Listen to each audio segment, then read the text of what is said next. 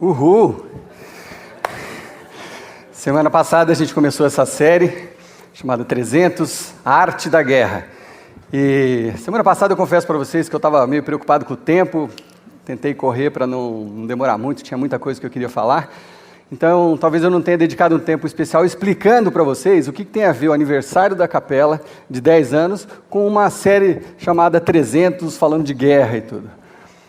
Na verdade, o nosso pensamento sempre foi, desde que eu comecei a conceber essa série, era de fazer uma analogia entre uma igreja e um exército. Eu não sei se todo mundo sabe o que é analogia. Analogia é diferente de comparação. Comparação, você compara dois seres, duas coisas fisicamente semelhantes. Isso é comparação. Eu posso comparar a minha altura com a altura do Luciano, que tem quase 2 metros. Eu olho para ele e falo, eu sou pequeno, comparado com o Luciano. Aí eu posso pegar a Thay e comparar a minha altura com a da Thay e falar assim, eu sou muito alto. Isso é uma comparação, porque são seres fisicamente semelhantes. A analogia é quando você pega seres ou coisas fisicamente diferentes. Isso é a analogia, é uma correspondência que existe entre coisas diferentes. Por exemplo, você faz uma analogia entre o amor, essa é a mais clichê, e uma plantinha, não é verdade?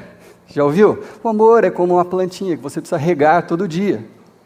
O amor é igual a uma planta? Não é igual a uma planta, é uma analogia que se faz entre duas coisas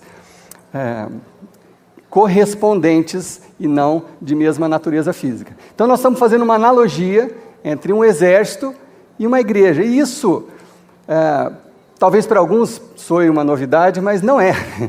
Na verdade, eu não estou inventando nada. O apóstolo Paulo, que é a pessoa que mais escreveu livros na Bíblia, o apóstolo Paulo fala sobre isso já há quase 2000 anos atrás. E ele compara nós, cada um de nós, como um soldado. Ele olhou para a vida há 2000 anos atrás e descobriu que a vida é uma guerra, e às vezes ela é muito difícil, e que a gente precisa estar preparado. E ele fala numa das cartas que ele escreveu, aos Efésios, o pessoal que morava em Éfeso, uma das cartas que ele escreveu, ele descreveu inclusive uma armadura que cada cristão deveria usar para combater o inimigo de Deus. De novo, ele está fazendo uma analogia, né? São coisas diferentes. Vou ler para vocês rapidamente. Lá em Efésios 6, Paulo fala o seguinte: finalmente, fortaleçam-se no Senhor e no seu forte poder. Vistam toda a armadura de Deus para poderem ficar firme contra as ciladas do diabo. Paulo explicita mesmo, né? Pois a nossa luta não é contra pessoas. Olha que interessante.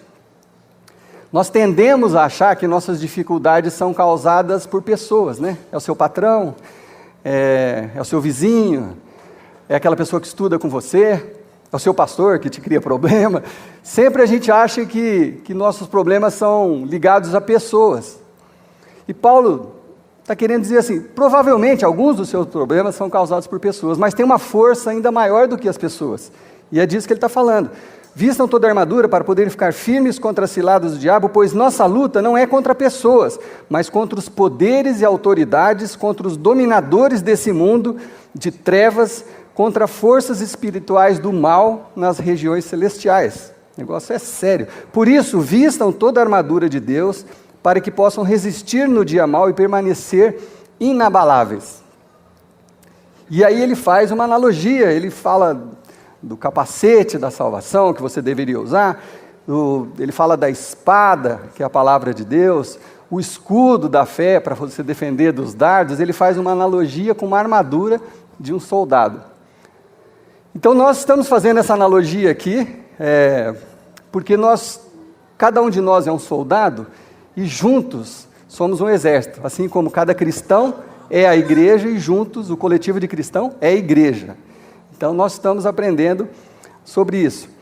E semana passada eu fui bem claro numa mensagem sobre o poder que tem um exército guiado por Deus.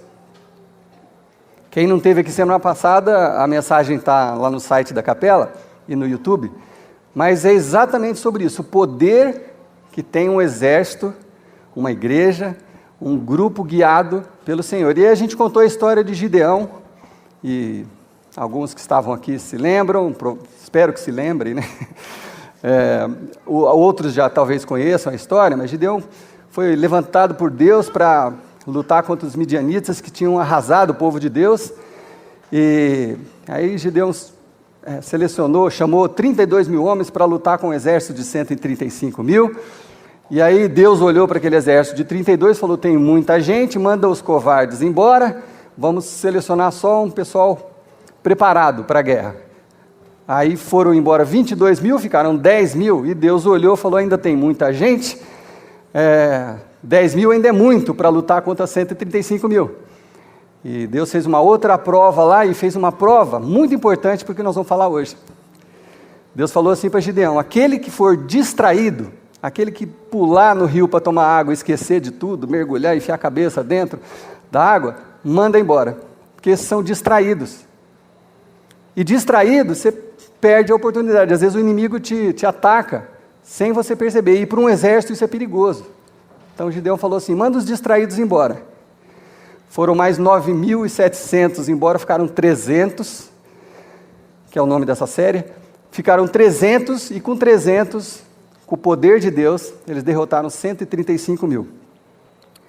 Então uma das armas mais poderosas do inimigo de Deus, do outro polo que não é Deus, do outro polo, que eu falei semana passada aqui, de um lado é Deus e a verdade, do outro lado está o inimigo de Deus e a mentira.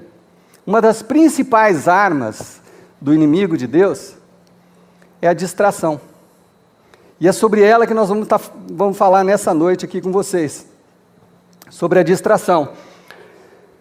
Se o inimigo de Deus se apresentasse para você e para mim, da mesma forma que você às vezes vê nos filmes, aquela coisa aterrorizante, aquela possessão, aquela loucura, ou aquelas imagens, né, de um ser soltando fogo pelas narinas, se ele aparecesse assim para qualquer um de nós, obviamente, você não precisava nem ser cristão, mas você falava assim, sai de mim, Satanás, você não ia dar brecha, você ia fugir, no mínimo você ia sair correndo, né? Mas as armas do nosso inimigo são sutis, são pequenas mentiras que ele vai incutindo na sua cabeça, imagens, situações que ele vai colocando na sua cabeça, que vão te distraindo da verdade, vão te distraindo dos caminhos de Deus, vão impedindo às vezes que você conheça os caminhos de Deus. É sutil, por isso que é perigoso, porque a gente não percebe. Então hoje eu quero falar de uma das defesas mais importantes que nós precisamos ter contra esses ataques, e vou também fazer uma analogia com o capacete, que Paulo chama de o capacete da salvação, mas o que o capacete protege? O que o capacete protege? A cabeça. A cabeça. Então, como é uma analogia, nós vamos ampliar um pouco mais. O capacete protege a nossa cabeça, a nossa mente. É disso que nós vamos falar hoje. Como proteger a nossa mente para que a gente não caia nessas mentiras e nessas ciladas do inimigo. Bom, antes de eu ir fundo nesse assunto, eu quero ler uma outra passagem de Paulo, porque eu vou precisar da compreensão de vocês para algumas coisas que eu vou falar aqui. Eu vou ser muito direto, então preciso que vocês não só acompanhem o raciocínio, mas tenham uma certa paciência para ouvir o que eu tenho para falar aqui. O apóstolo Paulo, e eu achei esse texto, caiu perfeitamente porque eu queria essa noite. 2 Coríntios 11, Paulo fala assim, espero que vocês suportem um pouco da minha insensatez. Sim, por favor, sejam pacientes comigo. O zelo que tenho por vocês é um zelo que vem de Deus. O que receio e quero evitar, isso é o apóstolo Paulo falando. Mas a hora que eu li isso aqui, eu falei assim, não, mas era isso que eu queria falar. O que receio que eu quero evitar é que assim como a serpente enganou Eva, Paulo usa a história lá do Gênesis, né? Com astúcia, a mente de vocês Eu quero evitar que a mente de vocês seja corrompida e se desvie da sua sincera e pura devoção a Cristo. É o apóstolo Paulo falando isso. O que eu vou falar para vocês é importante, vai mexer com alguns de vocês, mas o que eu quero evitar é que a mente de vocês seja corrompida e que se desvie da sua sincera e pura adoração a Deus. Porque essas distrações têm levado você e a mim, às vezes, e muitas pessoas a sofrerem e a se sentirem abandonadas por Deus, a se sentirem sozinhas na vida.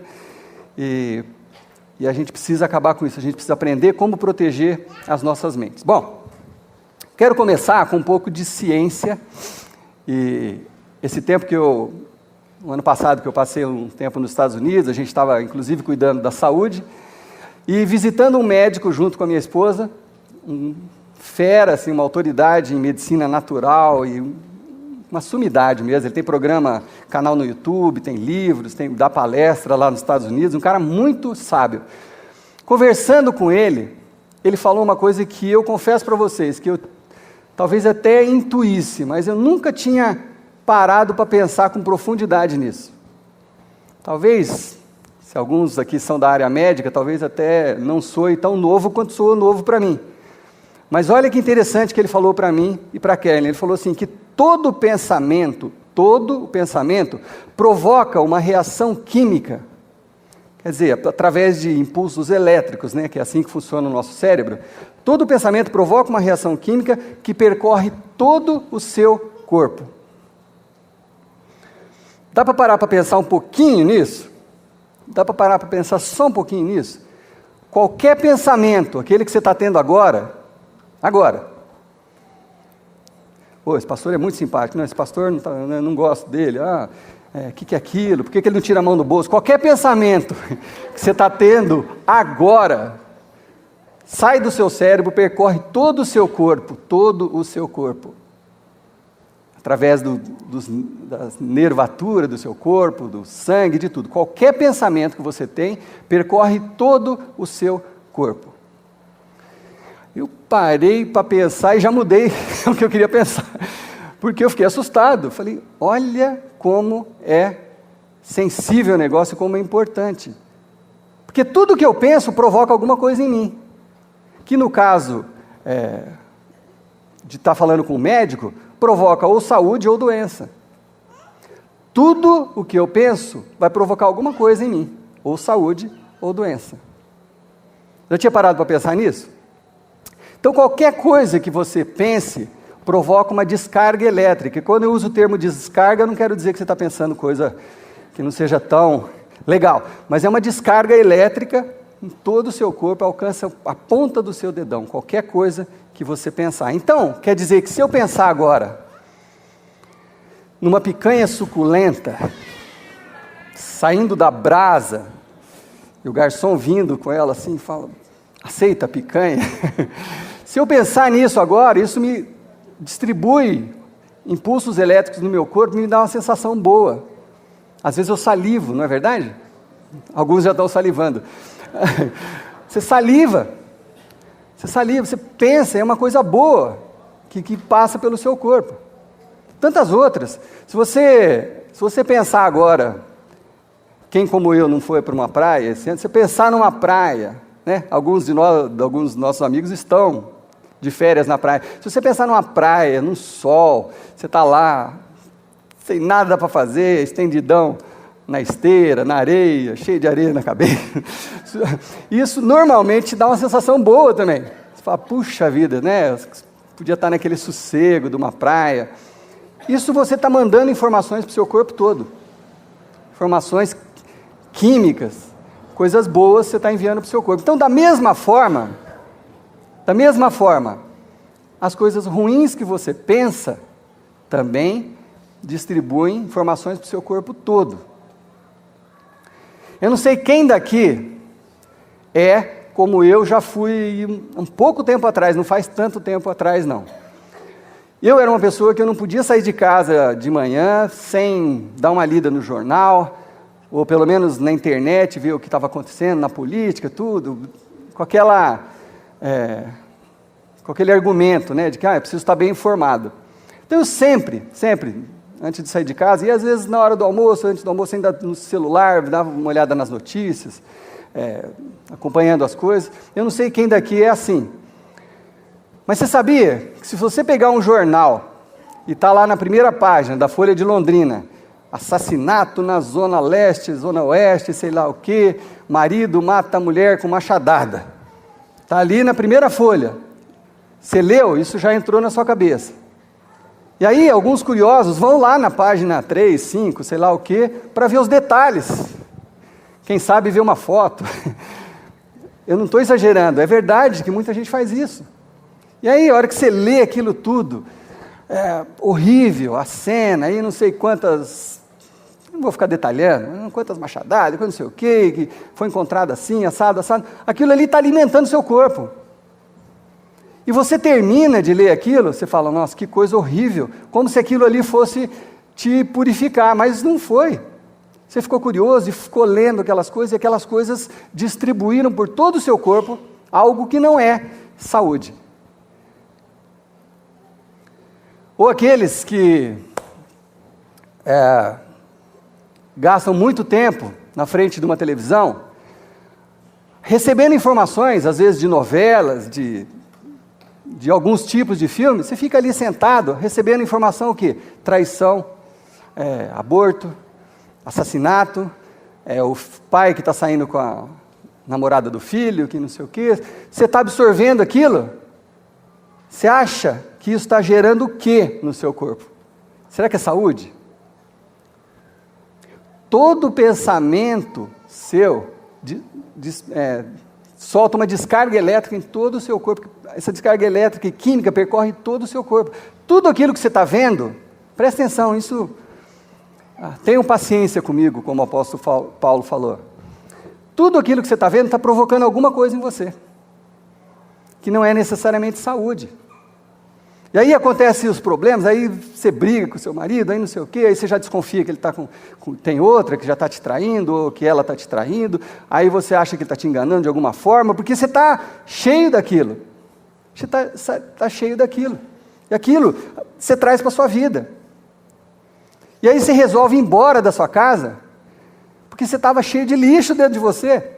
Seus parâmetros para analisar as coisas são lixo. Tenham paciência comigo. Tenham paciência comigo, que eu quero evitar que a mente de vocês seja corrompida. Mas é verdade. Ou se você fica assistindo um BBB, meu Deus do céu, não tem mais nada para fazer, BBB, a sua vida é tão chata que você precisa ficar assistindo a vida dos outros. O que você está trazendo para dentro da sua casa? Desculpa, eu não, de maneira alguma, eu sou uma pessoa contra a televisão, não é nada disso. Quem me conhece sabe que eu não sou assim, não é isso. Eu estou preocupado com o que você está colocando para dentro da sua cabeça e do seu corpo. Porque isso vai percorrer todo o seu corpo, vai influenciar o seu corpo, vai curar ou vai adoecer o seu corpo. Mas aí você fala assim, mas é tudo ficção. É tudo ficção? Você está engolindo tudo aquilo. Aquilo não é verdade, eu sei que não é verdade. Tá bom, mas o seu cérebro não está lendo desse jeito, ele está recebendo aquelas informações e aquelas informações estão sendo distribuídas por todo o seu corpo. A Bíblia é muito clara quando ela fala, por exemplo, das palavras, da importância do que você fala. Já preguei sobre isso mais de uma vez aqui na igreja. Provérbios fala muito sobre isso, sobre a palavra, pode ser usada como remédio, até para curar as outras pessoas e para curar você mesmo. Tem muita coisa. Sobre o apóstolo Paulo também, o que entra na sua boca, o que sai da sua boca, Jesus fala sobre isso. Então, assim, a Bíblia tem muita coisa sobre o poder que tem nas palavras, e você sabe o tanto que as palavras são importantes, e às vezes muito pesadas. Mas, com isso aqui eu descobri uma coisa, que antes da palavra vem o pensamento. Quando o pensamento, Primeiro você pensa, daí os seus impulsos elétricos articulam a sua língua, a sua mandíbula e tudo, e sai a palavra. Começou no seu pensamento. Então nós precisamos nos proteger a nossa cabeça do que entra na nossa cabeça, na nossa mente. Eu vou falar uma outra coisa para vocês que aconteceu comigo. Eu fiquei 3 meses nos Estados Unidos, entre vários projetos que a gente tinha, inclusive curar a saúde. Fiquei 3 meses nos Estados Unidos. Durante 3 meses, eu não assisti 5 minutos de televisão. E eu, que sou um cara que sempre fui de querer estar bem informado, sabe que falta que isso me fez? Nenhuma. Nenhuma. Primeira vez que você abre um site do UOL, não sei o quê, você dá uma lida, você já se atualiza de tudo. Você pode dar uma olhada de 15 em 15 dias que você não vai perder nada. Nada. Fiquei 3 meses, e aí nós voltamos diferente. Na minha casa a gente não fica mais parado na frente da televisão. O Davizinho fica assistindo desenho, de manhã ele gosta, tudo, mas a gente não para mais, sabe, de ficar 2 horas, a não ser que você vai assistir um filme, né? Você põe um filme ou no DVD, ou você baixa um filme, mas a gente não para mais. Por quê? Porque eu não quero ficar colocando lixo para dentro da minha cabeça. Eu não quero que esse lixo entre na cabeça da minha filha, da minha esposa. Então é possível a vida sem esse tipo de informação. É possível a vida sem esse tipo de informação. Bom, as palavras têm muito, muito, muito poder. As palavras que saem da nossa boca têm muito poder. E as palavras que entram na nossa mente têm muito poder. O poder exercem em nós, e quando a gente fala, em nós e nos outros. Eu vou dar exemplos bem simples aqui, mas pensa na palavra que eu vou te falar agora. Quando você ouve a frase assim, fulano sofreu um acidente de carro. Aquela pessoa que você ama, sua esposa, seu filho, não sei o quê, acidente de carro, quando você ouve isso, não é verdade que todo o seu corpo é atingido com isso? Não é verdade? Na mesma hora, meu Deus, você já quer sair correndo, já quer resolver a situação, porque essa palavra tem um peso muito grande sobre você. Ou a palavra, ou a frase, você está despedido. Quantos ouviram isso nos últimos meses, no último ano? Que peso que isso teve sobre a sua cabeça? Você está despedido, você está na rua, está sem emprego. Bum! Cai uma jamanta na sua cabeça. Aquilo percorre todo o seu corpo, não é verdade? Que fica fácil identificar quando as palavras são assim? Ou então, alguém virou para você dentro da sua casa e falou assim, eu estou indo embora. Bum! O corpo inteiro ficou pesado. Tudo.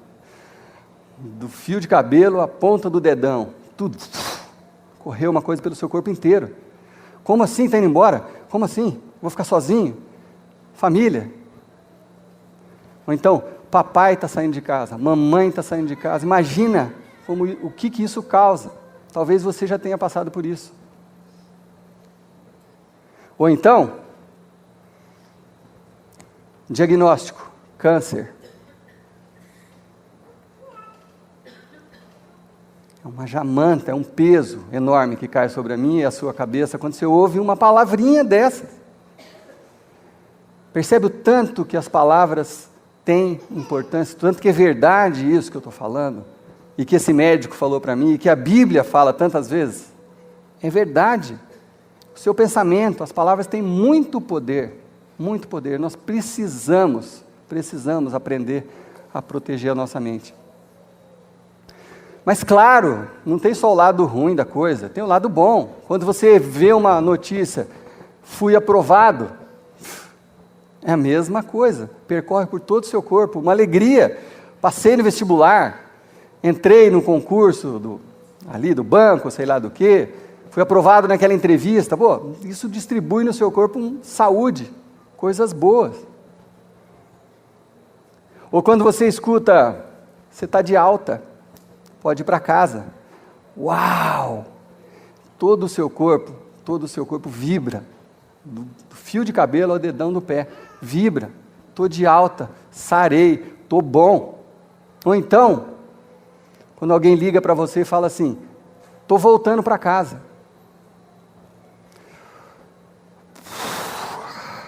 Percorre seu corpo inteiro, cada milímetro do seu corpo. Você estava esperando aquilo, você estava orando por aquilo e vai acontecer. Olha o peso das palavras.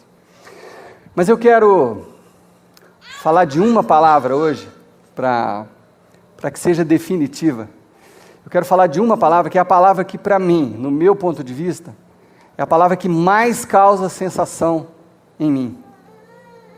É a palavra que, quando eu lembro, traz uma coisa muito forte por todo o meu corpo. Ela me cura de muita coisa, toda vez que eu penso nessa palavra. E essa palavra a gente vai colocar no telão. Está em grego. Mas isso, se a gente for aportuguesar, isso é tetelestai. Tetelestai é essa palavra. Vamos falar junto? Tetelestai. Eu espero que essa palavra faça tanta diferença na sua vida quanto ela tem feito na minha vida. Ela faz tanta diferença na minha vida que eu escrevi aqui nessa pulseirinha, está escrito tetelestai aqui, do jeito grego. Todo dia eu olho para isso aqui. Uma palavra que mudou minha forma de ver o meu dia a dia e que eu gostaria de explicar para vocês para que isso tivesse o mesmo efeito sobre vocês. E essa palavra aparece num texto de João, onde João, aquele discípulo, seguidor de Jesus, amado, próximo, ele começou a seguir Jesus bem novinho. Alguns autores dizem que ele devia ter em torno de 17 anos, quando ele conheceu Jesus. Esse João, ele escrevendo sobre o grande mestre dele, sobre Jesus, ele registrou essa palavra. E eu quero ler para vocês como que isso foi pronunciado, para você entender o peso que tem essa palavra na minha vida e que pode ter na vida de vocês também. Mas antes, nós precisamos entender só uma coisinha. O plano de Deus para a humanidade. E eu vou ser bem rápido nisso. Mas Deus tinha um plano de que nós todos fôssemos felizes. Deus tinha um plano, quando Ele criou a humanidade, é que o mal não existisse. Não era para ter Deus e o inimigo de Deus, era para ter só Deus.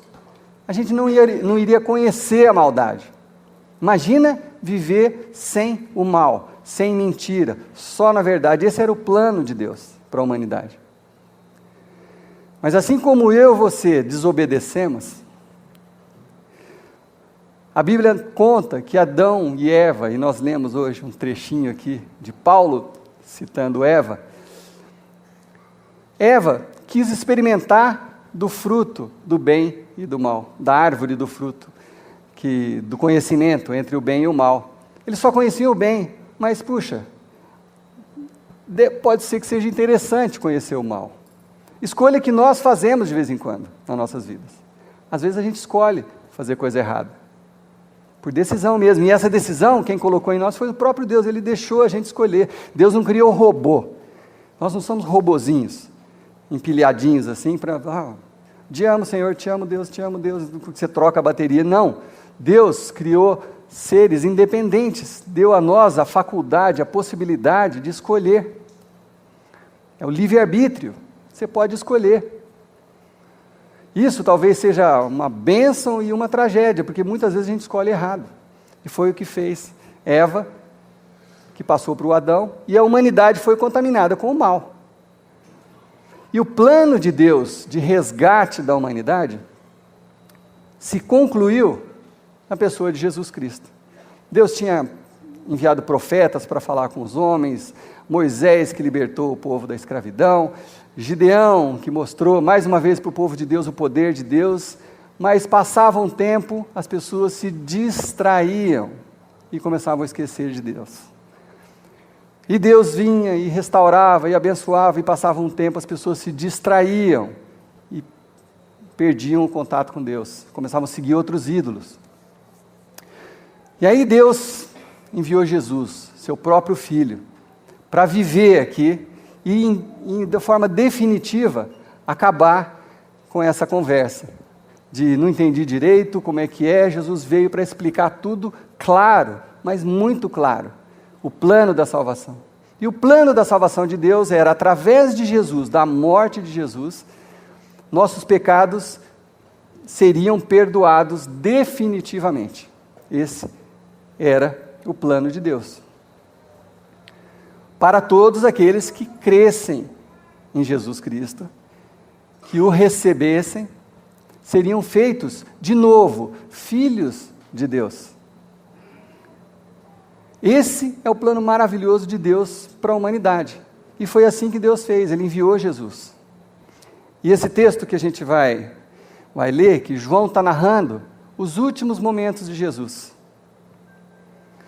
Vejam lá, João 19, começando no versículo 3, diz o seguinte: tendo crucificado Jesus, os soldados tomaram as roupas dele e as dividiram em 4 partes, uma para cada um deles, restando a túnica. Esta, porém, era sem costura, tecida numa única peça de alto a baixo. Não rasguemos, disseram uns aos outros, vamos decidir por sorteio quem ficará com ela.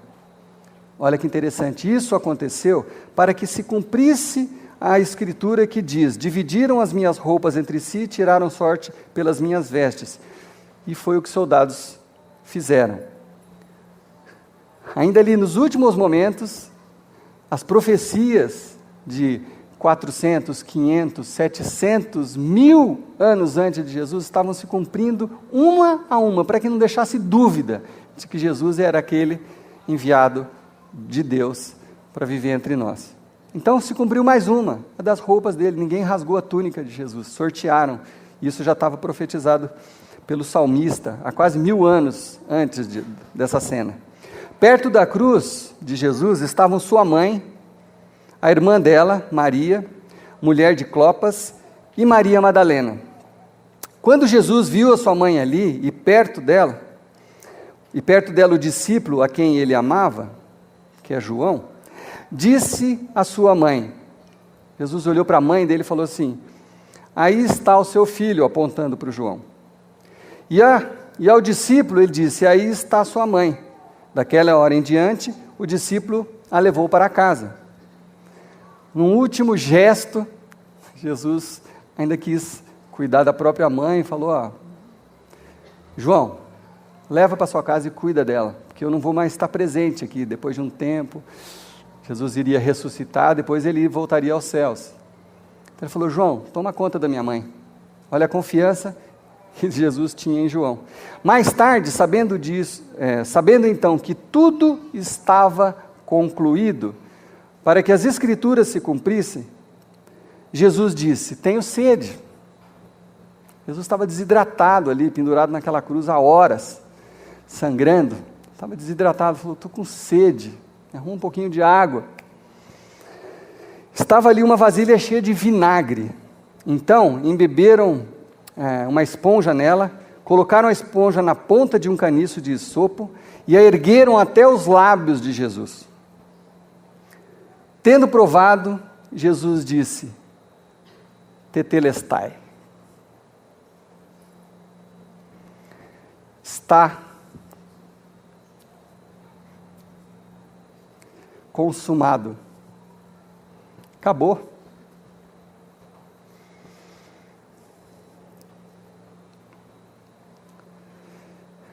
O plano de resgate das nossas vidas estava se encerrando ali. Haveria um ato fundamental para que crescêssemos, que era a ressurreição. Mas o plano era que Jesus morresse por mim e por você. E que com a morte de Jesus, todo o nosso pecado, toda a nossa culpa pudesse ser perdoado. Nós seríamos, a partir daquele tetelestai, livres para começar de novo. E foi isso que Jesus falou: acabou, está consumado. O que eu vim fazer, eu fiz. 500 anos antes dessa frase, 500 anos antes, Isaías tinha profetizado isso. Isaías falou o seguinte: certamente ele, Jesus, só que era muitos anos, 500 anos antes. Mas vejam como tudo parece perfeito. Parece não é perfeito. Vejam como as coisas na Bíblia são unidas. Por isso que é a palavra de Deus. Certamente, 500 anos antes, Ele tomou sobre si as nossas enfermidades e sobre si levou as nossas doenças. Contudo, nós o consideramos castigado por Deus, por Ele atingido e afligido. Mas Ele foi transpassado por causa das nossas transgressões, foi esmagado por causa das nossas iniquidades. O castigo que nos trouxe a paz estava sobre Ele, e pelas suas feridas, eu e você fomos curados. Ele foi castigado no meu lugar, no seu lugar, e pelas feridas dele, eu fui sarado. Esse castigo nos trouxe paz, mas esse castigo não caiu sobre nós merecíamos, caiu sobre Jesus Cristo. Todos nós, tal qual ovelhas, nos desviamos, cada um de nós se voltou para o seu próprio caminho. Eu fiz isso, talvez você tenha feito isso, nós escolhemos viver a nossa vida do nosso jeito, em algum momento. Todos nós nos desviamos. O Senhor fez cair sobre ele a iniquidade de todos nós. Ele foi oprimido e afligido, contudo, não abriu a sua boca. Como um cordeiro foi levado para o matadouro, e como ovelha que diante dos seus tosqueadores fica calada, ele não abriu a sua boca. Jesus sofreu tudo o que sofreu, para que de uma vez por todas, eu e você fôssemos libertos, livres. Tetelestai, acabou, estou livre do pecado, estou livre da culpa, porque eu creio em Jesus Cristo, porque eu me arrependi dos meus pecados, eu posso começar de novo, ser livre e começar de novo a minha vida, limpar o lixo da minha mente, recomeçar. Eu não preciso me conformar com as coisas desse mundo, com as coisas que estão acontecendo, eu não preciso andar no mesmo caminho que estão me propondo. Eu sou livre, você é livre. Tetelestai, acabou. Amém? Acabou. Nós somos livres. Desde que você receba, creia e siga esse Jesus, nós somos livres. Ninguém, nenhuma pessoa, nenhum inimigo, nem ninguém pode te acusar de mais nada, desde que você foi perdoado, desde que você se arrependeu e desde que você segue esse Jesus. Então essa palavra tem um poder muito grande sobre mim. Muito grande. Talvez, a partir de hoje, possa ter sobre você. É uma palavra libertadora. É uma palavra daquelas que a hora que você lê, e vê, e se lembra, vai disparar no seu corpo todo. Uma coisa muito boa, muito mais do que saúde física, saúde na sua alma, saúde no seu espírito. Então eu não sei como que você entrou aqui nessa noite, eu não sei. Talvez você esteja angustiado, talvez você esteja, algumas daquelas palavras que eu falei, talvez pesadas, seja exatamente o que está acontecendo com você. Só Deus conhece o coração de cada um que está aqui. Eu não sei o que está acontecendo individualmente com cada um, mas eu sei uma coisa: tetelestai, tudo já foi feito.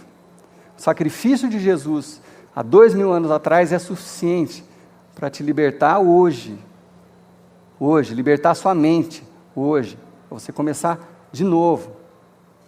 Ah, mas eu já comecei de novo 10 vezes, tá bom, essa é a 11ª, começa de novo pela 11ª vez, mas começa certo.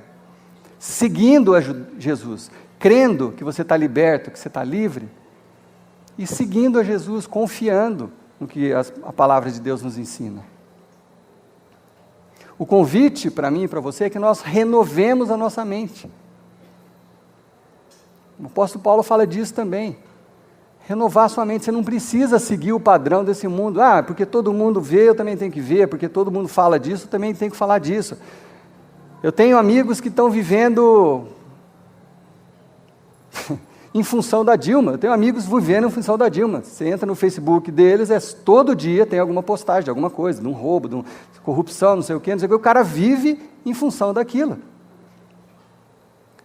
Está colocando um monte de lixo para dentro. A hora que você tem a oportunidade de mudar alguma coisa, muda. No voto, seja lá onde for, ou numa passeata, mas você não precisa encher a sua vida de lixo.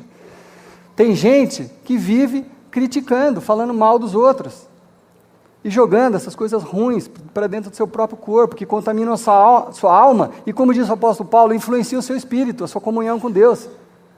Chega. É hora de começar tudo de novo. É hora de limpar a nossa mente, é hora de vestir o capacete da salvação para nos proteger das nossas mentes serem contaminadas pelas coisas que estão por aí à nossa volta.